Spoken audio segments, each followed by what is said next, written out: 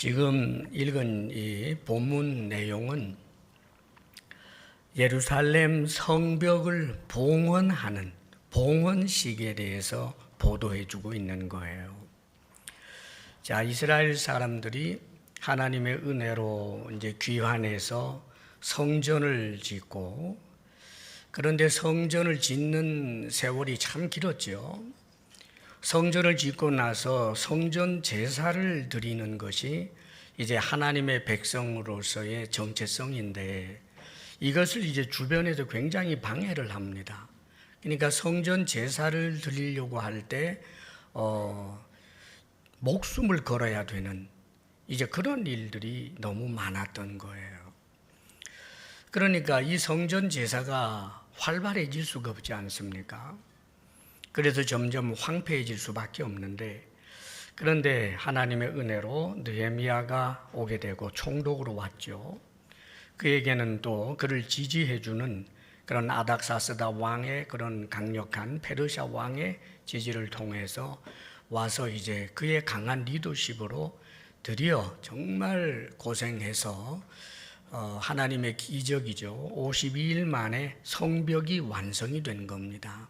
전부 구역을 나누어 가지고 한 손에는 정말 그 칼을 들고 창을 들고 또 한쪽에서는 일을 하고 이렇게 열심히 해서 그렇게 이제 성벽을 짓고 난 다음에 다 이제 짓고 나니까 그 안에 살 사람이 또 별로 없어요. 그래서 지난주에 말씀드린 대로 그 성 안에 살 사람들을 이제 지도자급 인사들, 책임감을 가지고 있는 사람들이 거기 들어가고, 또 제비를 뽑아서 백성들 가운데 10분의 1이 거기 들어가고, 그리고 자원하는 사람들이 이제 그 안에서 살게 됐지요. 이런 것들을 다 하고 난 다음에, 아직까지는 이제 들어와서 집도 짓고 해야 되니까 뭐 갈 길이 멀었습니다만은, 이런 모든 조처를 취하고 난 다음에 하는 것이 하나님 앞에 성벽 봉헌식이었던 거예요. 역사적으로 성벽 봉헌식은 없었어요, 여러분.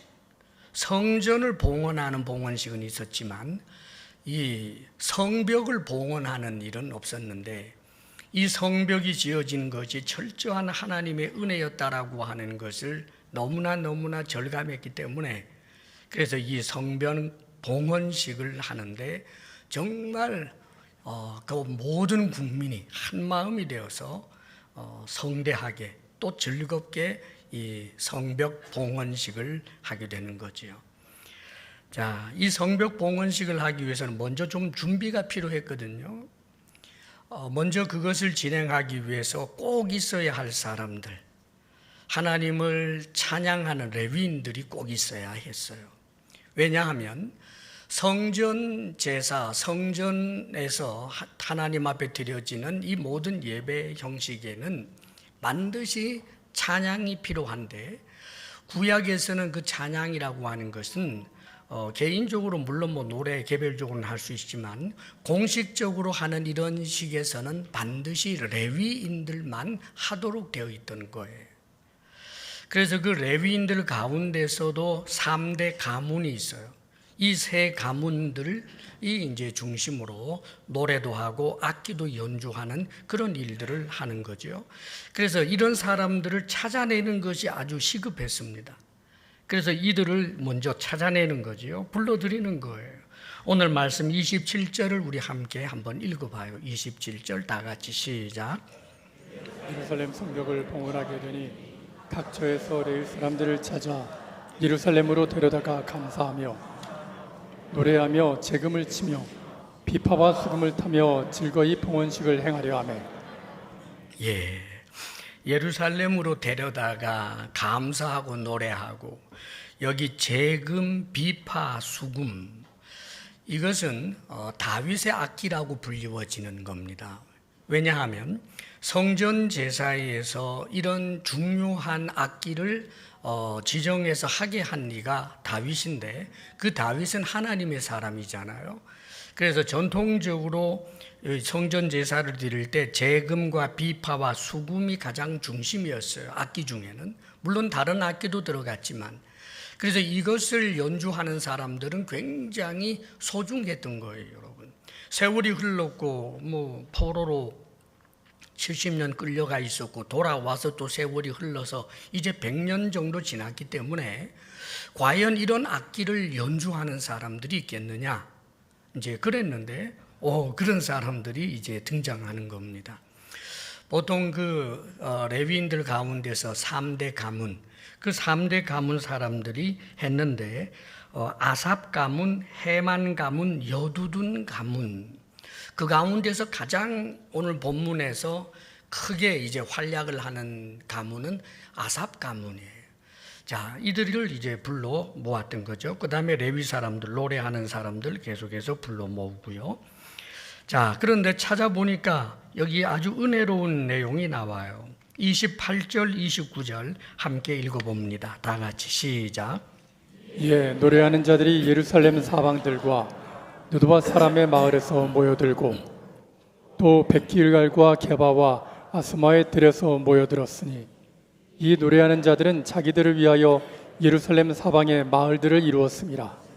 예, 찾아봤더니 바로 이 노래하는 사람들, 그러니까 레위인들 가운데서 이 중요한 3대 가문의 사람들, 은사가 노래를 잘하는 사람은 노래를 하고 또 악기를 잘 연주하는 사람들은 악기를 연주하게 했는데, 세월이 이렇게 흘렀는데도 불구하고 포로 생활 가운데도 그 가문의 사람들이 이 성전 제사 때 부르는 그 특별한 노래들이 있지 않습니까? 이 노래들이 끊어지지 않도록 계속해서 이어왔고, 또 그 악기를 특별히 제사를 드릴 때 하나님 앞에 이 예배하는 그 형식에서 드려지는 독특한 그런 음악들이 있단 말이에요. 그것들이 하나도 단절되지 않고 그대로 내려왔던 거예요. 그러니까 이들이 얼마나 충성스러운 사람들입니까, 여러분?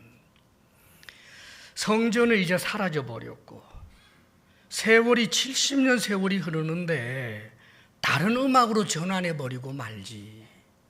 음악적 재능이 있는데 그 바벨론 땅에서 다른 음악 연주하면서 살 것 같은데, 놀랍게도 이 자신들이 가지고 있던 그 사명을 결코 잊지 않고 그걸 연주하면서 그 음악적 기량들을 계속해서 키워내고 있었던 것입니다.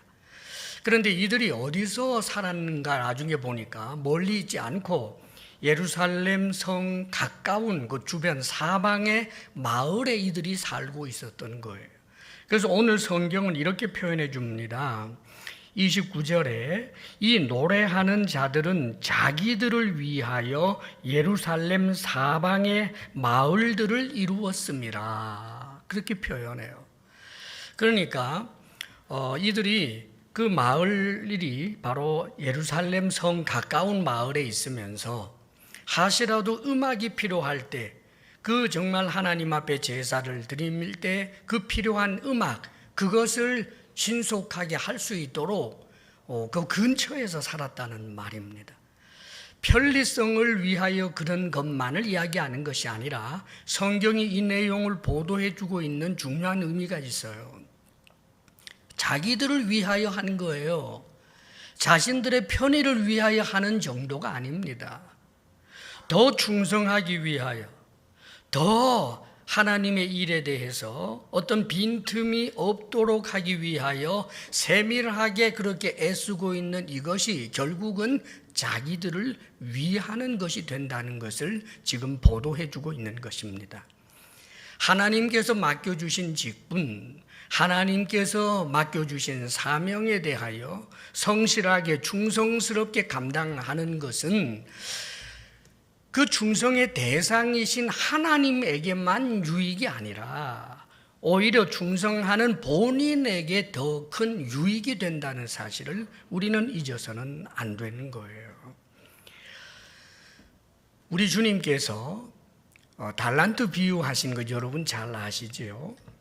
2달란트, 5달란트 맡은 사람들, 그 달란트가 맡겨지자마자 최선의 지혜와 온 힘을 다해서 열심히 장사해서 남겨가지고 이제 나중에 돌아온 주인을 만나게 되었을 때, 주인은 그들이 남긴 것을 주인이 취하는 것이 아니라 그들에게 돌려줘요. 5달란트 남긴 자에게 5달란트를, 2달란트 남긴 자에게 2달란트를. 그래서 합이 4달란트가 되고 10달란트가 되어버리지 않습니까? 그러면서 굉장히 칭찬합니다. 자신에게 맡겨진 직분, 자신에게 주어진 그 사명을 충성스럽게 감당하는 것은 본인이 가장 유익을 얻게 된다는 것을 가르쳐 주는 거예요. 그런데 거기 1달란트 맡은 사람, 그가 생각해 보니까 주인이 맡겼지만 열심히 일해서 남겨봐야 주인에게만 좋은 일이 될 것 같고 자신에게는 아무런 덕이 될 것 같지 않으니까, 그렇다고 이걸 잃어버렸다가는 나중에 뭐 책임을 져야 되니까, 그래서 어디 땅에 묻어놨다가 다시 꺼내가지고 주인님 그 여기 있습니다 하고 내놓았다가 어떻게 되었습니까? 그 맡겨졌던 1달란트도 빼앗기게 되고 엄청난 수치를 당하게 되는 것을 성경에는 말씀해 주고 있는 거예요. 사랑하는 여러분, 하나님께서 우리에게 직분을 주시는 것은 우리를 위하여 주시는 거예요. 우리가 없으면 하나님의 일이 안 되는 것입니까? 우리 하나님께서는 전능하신 하나님이십니다. 우리에게 직분을 주셨고 우리에게 사명을 주셨고 또 충성하라 그렇게 말씀하시는 것은 하나님이 우리 덕점 보자는 게 아니고 그것이 우리에게 크게 유익이 되는 일이기 때문입니다. 하나님 앞에 충성스러운 사명자가 되시고 직분자가 되시기를 바랍니다. 여러분들에게 맡겨진 일 앞에 충성스럽기를 축복합니다. 그 다음에 이제 이런 그 음악하는 사람들, 레위인들을 잘 준비를 시키고 나서 또 한 가지 준비할 일이 있어요. 그 봉헌식을 거행하기 위해서는 이것을 집례하는 제사장이 또 필요하고 레위인은 또 당연히 필요하고 또 이것을 봉헌하는 일들은 온 국민들이 함께 했던 것이기 때문에 이들이 나와서 하나님 앞에 봉헌식을 이제 하게 되는데, 그런데 이 말씀 보게 되면 30절 말씀이에요. 자신들을 정결하게 하는 일, 심지어는 그 성벽까지 정결하게 하는 일을 합니다. 우리 한번 읽어볼까요? 30절 다 같이 시작.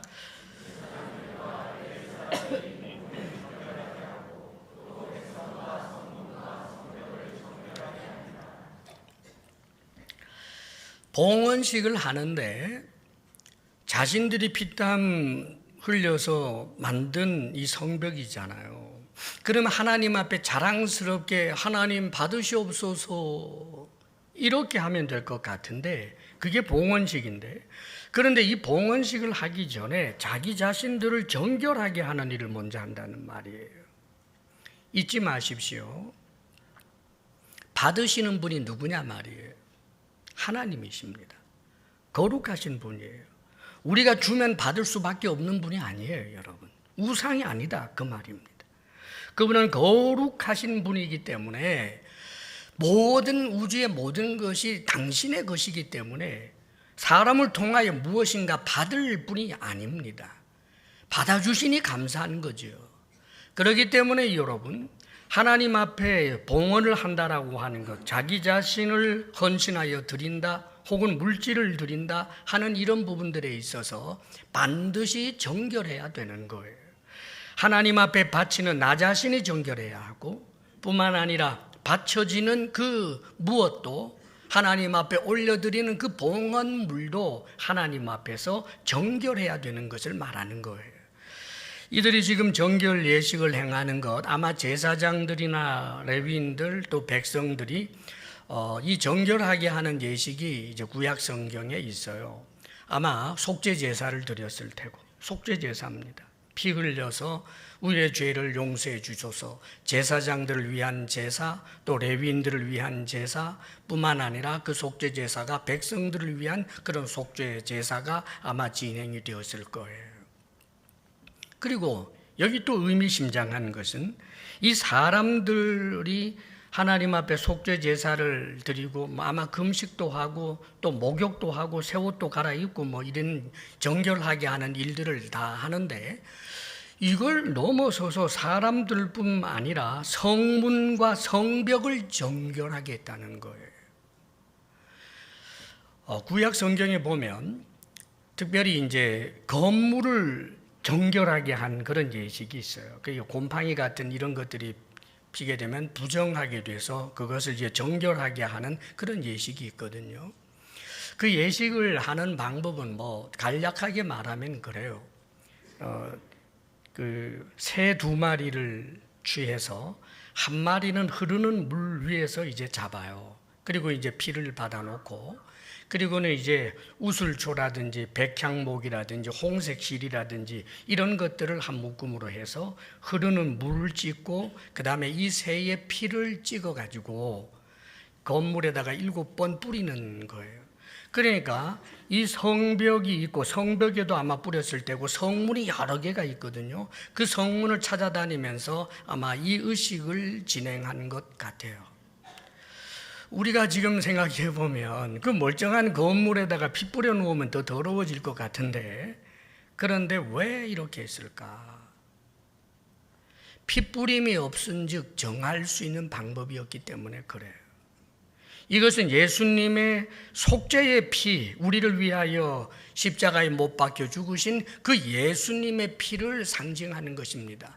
구약의 모든 것은 주님을 상징하는 거예요. 주님을 예표하는 것이란 말입니다. 사랑하는 여러분, 정결하게 되는 길은 오직 예수 그리스도의 보혈밖에 없는 것입니다. 우리는 주님 앞에 우리 자신을 헌신한다라고 할 때 예수 그리스도를 믿고 그분의 십자가 구속의 은혜를 우리가 온전히 믿어서 그 은혜에 감사하며 자기 자신을 드릴 때 주께서 받으시는 거예요. 예수 그리스도를 믿는 사람, 십자가 구속의 은혜를 믿는 사람을 향하여 성경은 하나님의 소유된 백성이라고 말합니다. 왕 같은 제사장이라고 말합니다. 거룩한 나라라고 표현합니다. 우리가 그렇게 될 수 있었던 것은 오직 우리 주 예수 그리스도로 말미암아 그렇게 되는 거예요. 우리가 하나님 앞에 드려지는 제물도 하나님께서 받으실 만한 정결한 제물이 되어야 하는 것입니다.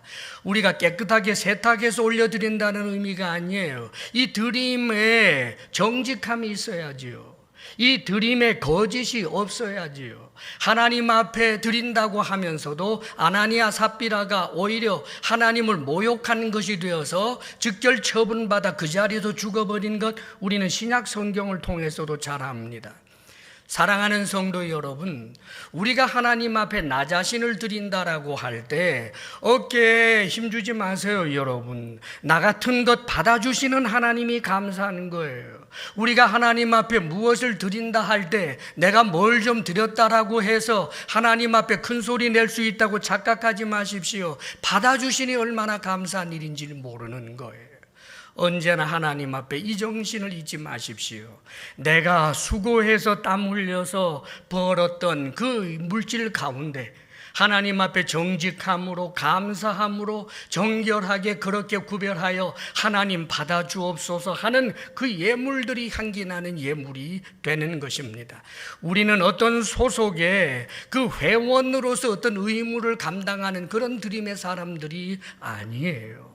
오직 거룩하신 하나님, 그런 분 앞에 나 자신을 드리고 그리고 물질을 드리고 땀을 드리는 이들이 우리들입니다. 우리가 드리는 것을 받아주시는 하나님께 감사하고 이 받아주심이 오직 예수님의 보혈의 은혜로 말미암았음을 알아 더욱더 주의 은혜 앞에 감사하는 하나님의 사람들 되시기를 바랍니다. 아멘.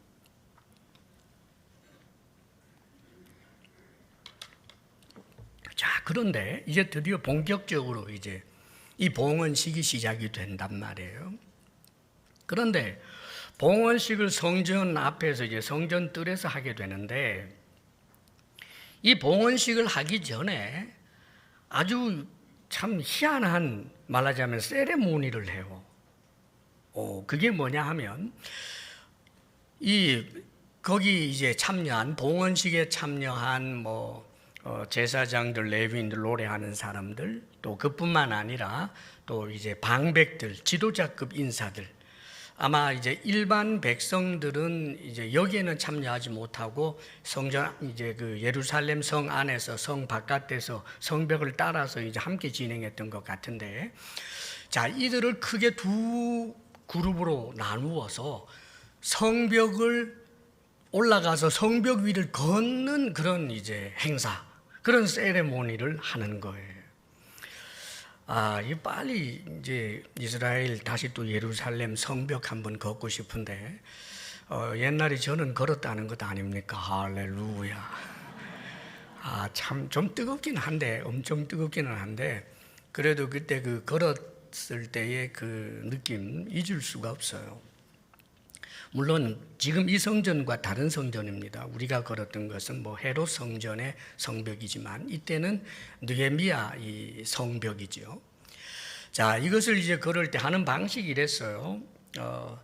이제 나팔을 든 제사장들, 그 다음에 노래하고 또 악기를 연주하는 레위인들이 이제 앞서가고, 그리고 그 뒤를 따라서 이제 그 백성의 지도자급들, 방백들이라고 하죠. 이런 사람들이 거기 따라서 이걸 둘로 나누어 가지고, 한쪽은 이제 출발점은 아마 비슷한 데서 시작했을 거예요. 그래서 올라가서 성벽에 올라가서 한쪽은 오른쪽으로 쭉 행진을 하고 또 한쪽은 왼쪽으로 이렇게 행진을 합니다. 그렇게 행진을 하는 이 모습을 한번 상상을 해보세요. 물론 그냥 뭐 묵묵히 걷는 것이 아닙니다. 그 지점들이 있어서 거기에는 나팔을 든 제사장이 있으니까 이 나팔은 악기로 연주되는 게 아니에요. 그냥 시작이라든지 뭔가를 이제 알릴 때 또 승리를 나타낼 때 이렇게 부는 것이지 음정이 있는 악기가 아닙니다. 그런데 이 나팔 든 제사장들이 있고 악기를 연주하고 그러면서 아마 노래하고 찬양하고 악기가 연주되면서 가다가 어느 지점에서는 감사에 또 온 힘을 다해서 막 승리의 나팔도 부르고 감사의 함성을 지르기도 하고 하는 여러 가지 일들이 아마 쭉 진행이 되었다고 보아 틀리지 않아요.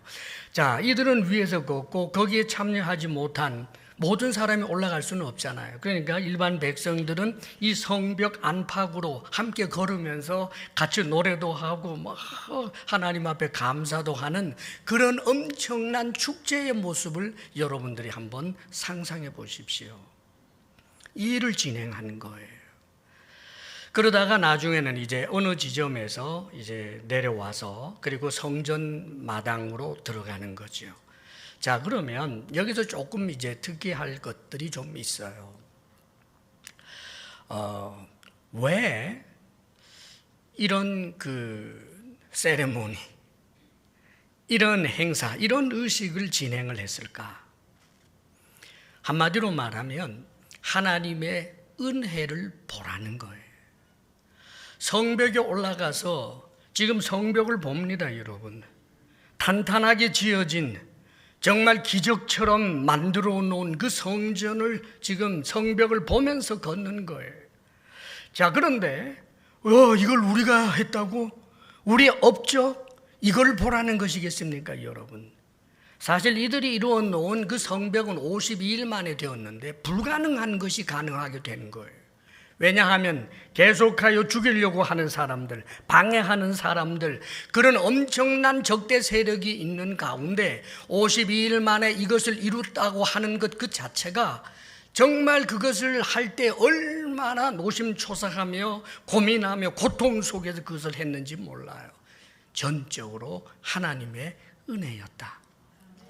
하나님의 은혜입니다. 하나님의 은혜로 이 성벽이 완성되었습니다. 하나님이 돕지 아니하면 저희들이 할 수 없었습니다. 이것을 뼈저리게 느끼라는 거예요. 그래서 그 하나님의 은혜를 생각하며 감사 찬송이 나오고 승리의 나팔 소리가 나오고 환호하는 기쁨의 웃음소리도 나오고 그런 모습을 연출하고 있는 것입니다, 여러분. 사랑하는 여러분, 자신의 삶에서 무엇인가 이룬 것이 작은 것 하나다고 있다고 할 때, 그럴 때마다 하나님의 은혜가 보이는 사람들, 복 있는 사람입니다. 하나님의 은혜를 볼 줄 아는 사람, 그러나 하나님의 은혜는 보이지 않고 자기 자신만 보이고 때로는 자신의 업적만 보이는 사람은 신앙의 길 가기가 어려워요, 여러분. 성경에는 참으로 하나님의 사람처럼 그렇게 시작하였다가 망해버린 사람들이 있습니다. 그들의 대표적인 이유가 무엇인지 아십니까? 어느 순간 하나님의 은혜가 보이지 않는 거예요. 하나님의 은혜가 귀하게 여겨지지 않는다고요. 아사라고 하는 왕이 그랬어요.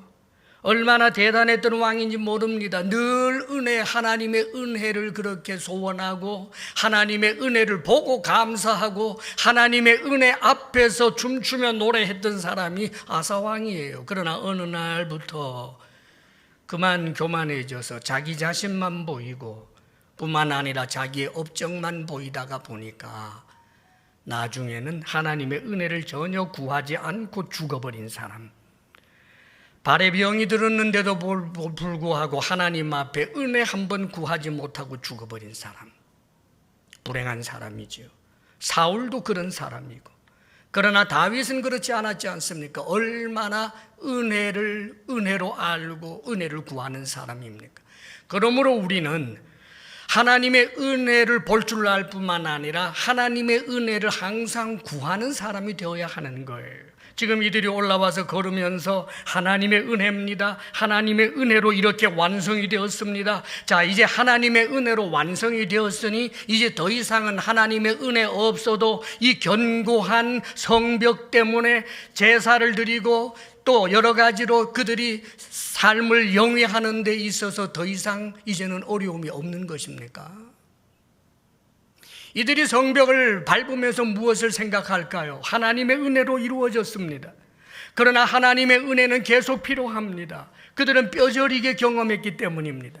이들이 만들어 놓은 성벽보다 훨씬 더 견고한 성이 무너진 적이 있잖아요.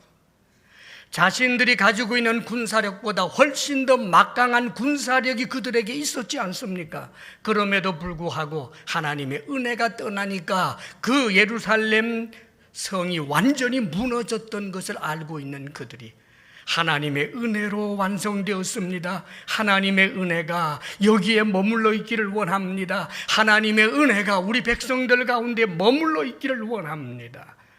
이 마음을 갖게 하는 그런 세레모니, 그런 의식이었다는 말입니다. 사랑하는 여러분, 하나님의 은혜가 여러분에게 어느 정도 소중합니까? 내가 이 땅을 살아가는 데 있어서 필요한 것은 내 땀이고 내 힘이고 내 노력이고 내 지혜다라고 하는 것, 사실상 거기에 거의 모든 것을 몰아놓고 있는 것은 아닙니까? 그러므로 기도가 필요 없고, 그러므로 예배가 소홀해도 상관없고, 하나님의 얼굴을 구하는 것보다는 사람의 얼굴을 구하는 것이 나은 채로 혹시 그렇게 살아가는 분들이 있습니까? 여러분 잊지 마십시오. 우리는 금방 넘어질 울타리와 같은 존재요, 잠깐 있다가 없어지는 안개와 같은 존재입니다. 우리는 생각보다 강하지 않습니다.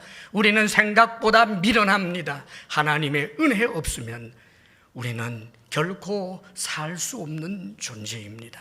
이것을 기억하며 언제나 하나님의 은혜를 더욱 구하고 은혜를 소중하게 여기는 하나님의 사람들이 되시기를 축복합니다. 아멘. 한 가지 여러분 또 보면, 이들이 지금 성 위를 걸으면서 그런 세레모니를 할 때 기쁨의 노래, 감사의 노래, 승리의 나팔 소리, 그런 엄청난 하나님을 향한 그런 기도, 이런 것들이 확짝지근하게 이제 울려 퍼졌을 것 아니에요. 그러면 성벽 위에서 한 일이지만 이 성벽 위에서 이들이 냈던 그 축제의 복된 소리가 성벽을 넘어서 저 멀리 이방 사람들 귀에도 들렸다는 것을 기억하십시오. 자, 이 소리를 듣는 이들 가운데, 그 이방인들 가운데서는 특별히 정말 그 대적자들이 있지 않았습니까, 여러분? 산발랏이나 도비야와 같은 사람들, 너네들이 만든다라고 하는 그 성벽은 허약해서 아마 여우가 올라가도 무너질 거야 라고 조롱하는 사람들, 그리고 계속하여 방해했던 그들이 저 성벽이 완성이 되고 거기에서 승리의 나팔을 불고 하나님을 찬송하는 그 소리가 그들 귀에 들려올 때 얼마나 간담이 서늘해졌겠습니까, 여러분? 뿐만 아니라 마음이 좀 열려있는 하나님의 은혜의 그런 길이 열려있는 어떤 이방인들은 와, 정말 하나님 살아있나 봐. 저 이스라엘 사람들이 섬기고 있는 하나님 정말 살아있나 봐. 어떻게 이게 가능하지? 포로로 잡혀가고 70년 세월이 흘러서 완전히 폐허가 되었던 이 예루살렘이 다시 세워지고 성전이 건축이 되고 성벽이 지어지는 이 일들이 어떻게 가능하지? 사랑하는 여러분, 우리도 신앙의 여정에서 믿지 아니하는 사람들에게 들려줘야 할 소리가 있습니다, 여러분. 무엇을 들려주겠습니까? 원망하는 소리, 서로 다투는 소리, 이를 가는 소리를 들려주겠습니까? 사실상 우리 교회들이 그런 부끄러움이 있지요. 한국 땅에서 얼마나 교회가 성도와 성도 간에 싸우고 다투고 이를 갈고 법정에 세우고 하는 일을 통하여 세상 사람들이 교회는 소란스러운 곳, 시끄러운 곳, 사랑이 하나도 없는 곳. 부끄러운 일입니다, 여러분.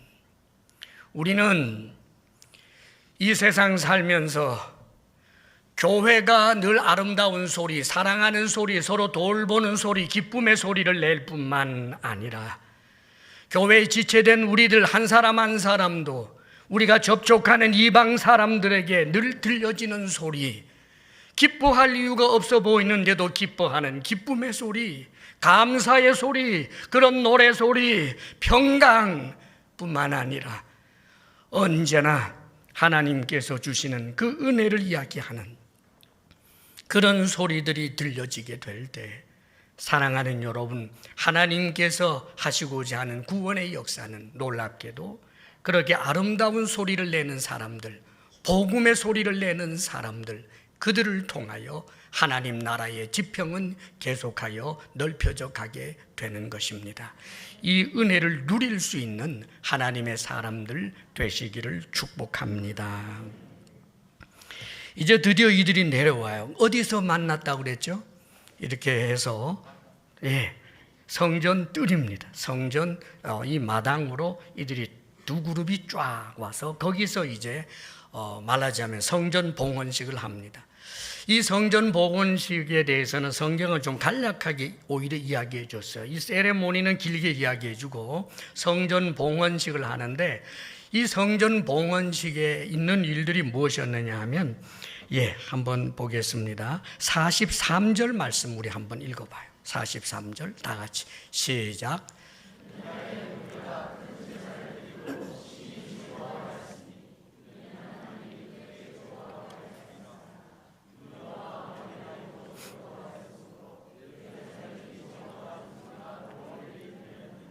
아멘, 아멘.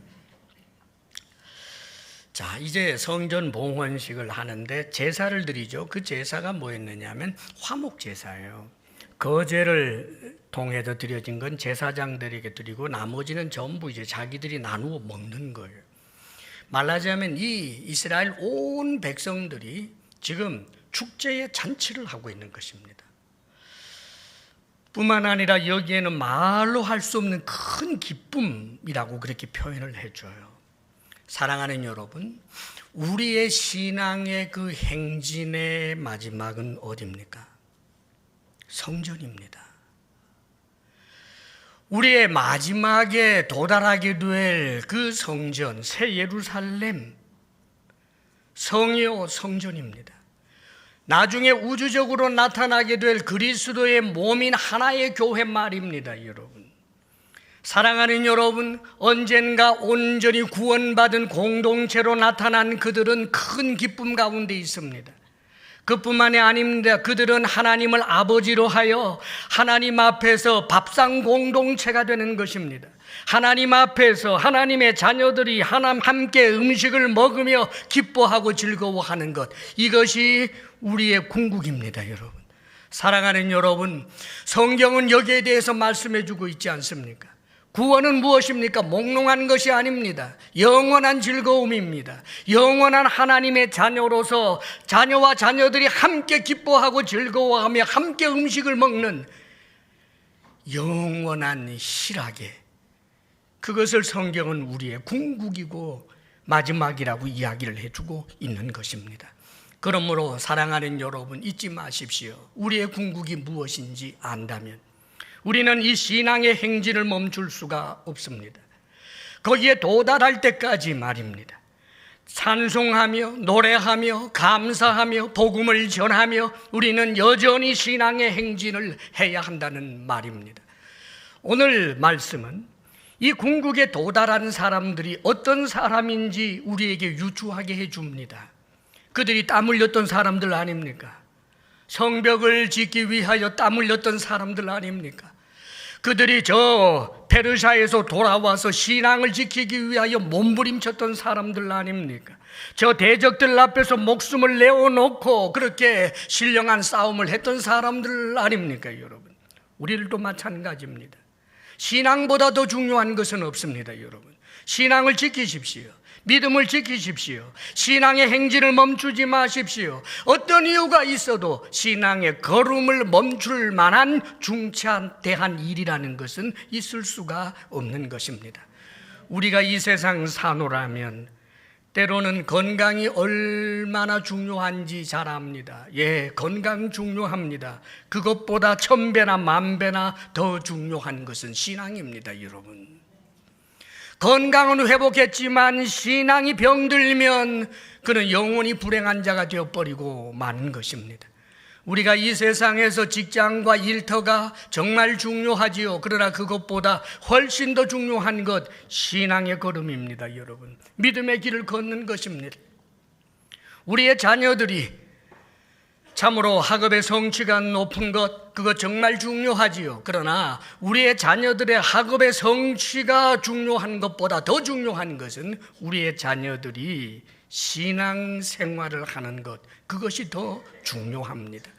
사랑하는 여러분, 우리가 주님 앞에 서게 되는 그날까지 신앙의 경주를 멈추지 아니하고 최선을 다하고 사랑하는 우리 자녀들, 우리의 어린 자녀들을 향하여서도 저들이 정말 아무것도 모르는 것처럼 생각되어서 교회에 와서 시간을 보내고 혹은 열심히 예배에 참석하고 하는 것을 평가절하해버리는 그런 부모님들이 있는데 가슴 질짓 해서는 안 됩니다, 여러분.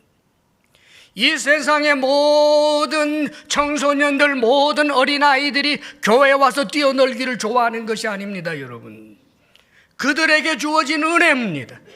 그러므로 격려해야 합니다. 하나님께서 주신 크신 은혜인 줄 알고 어릴 때부터 신앙생활의 우선순위를 정하여 교회 오는 것이 즐겁고 예배 드리는 것이 즐겁고 하나님을 찬송하고 수련회를 참석하고 하는 이것을 너무나 복되게 여기는 그들, 정말 복 있는 사람들입니다.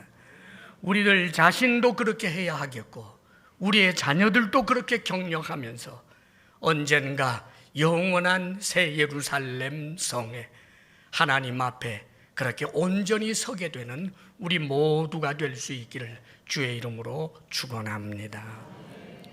기도하겠습니다. 거룩하신 하나님, 우리가 무엇이건데 우리에게 은혜를 베푸시고 아버지여, 우리를 정결하게 하시사 우리를 받으시사 하나님의 소유 삼으시며 하나님의 자녀 삼으십니까? 아버지여, 우리가 무엇이기에 하나님께서 시시때때로 우리에게 은혜를 주시옵니까?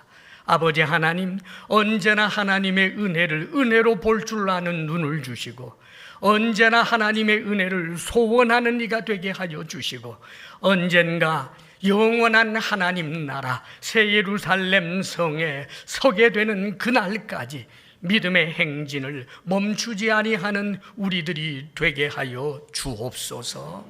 예수님 이름으로 기도합니다. 아멘.